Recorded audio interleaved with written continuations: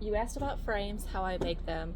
I'm going to show you how I take this big board, turn it into this, and then add rabbits.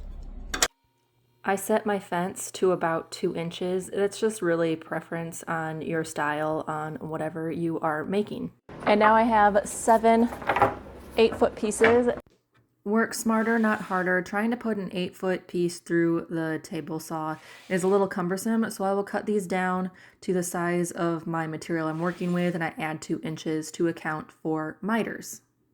And then as for the rabbit itself, it is not rocket science. I just hold up my piece to my artwork and I measure, not really measure, I just make a line at the top of my piece so I know that that's gonna go under.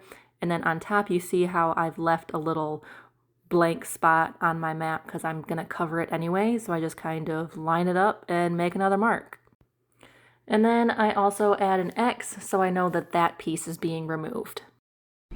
Now as for the saw itself, you have to look at your lines that you made and raise up the saw blade so it basically just touches that line that you made. And then you also need to set your fence for the other line measurement. The next step is you are going to run every single board that you have at this setting.